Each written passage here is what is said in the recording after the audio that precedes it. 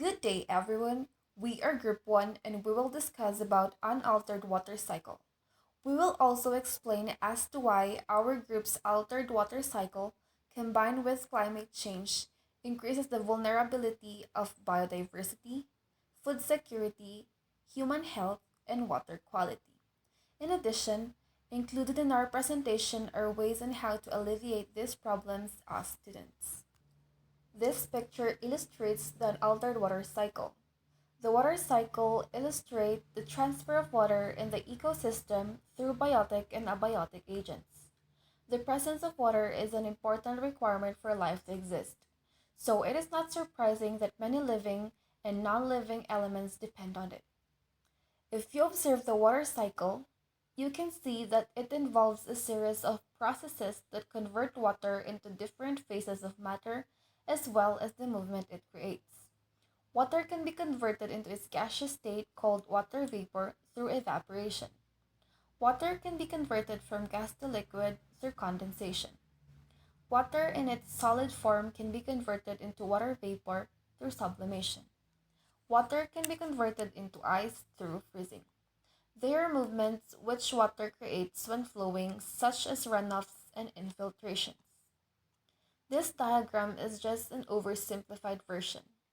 In reality, the cycle is much more complex and not yet fully understood. However, in these present times, it is understood that the water cycle will one day change, and this change will most likely be affected by climate change and human activity. Our altered water cycle shows us the water cycle now with humans as an element. Humans are capable of many great things that advance our world into the world of technology. Certainly, it makes life easier, but not without consequences. The reasons why adding humans in the water cycle combined with climate change increases the vulnerability of the following factors. The first factor is biodiversity. Human activity has a tendency to disrupt the livelihood of different species, which can cause mass extinction. Due to increasing water pollution from human activity, organisms who most rely on water to live will most likely go extinct rapidly, such as aquatic animals. Moreover, the ability for humans to alter the natural course of large bodies of water, like building a dam to control river flow, can cause major disruptions in the usual habitual patterns of different species. This in turn causes drought in some areas, which could cause species to migrate and alien species to invade, ergo negatively affecting biodiversity. Lastly, human activity in the water cycle can cause flooding in some areas where it can cause decline in population of some terrestrial animals. Next, food security. Human activities have a tendency to destroy food sources by contaminating large bodies of water like oceans and seas, which serve as habitats for many aquatic animals. This polluted waste would disrupt the ecosystem of many aquatic species, harvested by people by damaging their health and rendering them inedible to humans. Humans heavily relied on water for agricultural maintenance and irrigation. Due to the effects of climate change and the increased water consumption, the continuous supply of water to crops would stop, causing most crops to wither, potentially resulting in food shortages and mass starvation. Next, human health. Ironically, human activities have a tendency to destroy human lives as well. Water is vital in maintaining human health and performing important human functions. If water reservoirs become contaminated with toxic substances from human pollution, even with advanced filtration technology, the chance of acquiring illnesses from drinking water would increase. Then the overall human health would decrease. Next is water quality. The increase of human activity tends to lower water quality by excessive pollution of large bodies of fresh water. Only 3% of the world's water is drinkable, yet they are the most heavily impacted water from humans. Human waste and human industrial waste are the commonly cited sources of these pollution. This causes water quality to drastically decrease, making most freshwater sources undrinkable, and thus promote water shortage.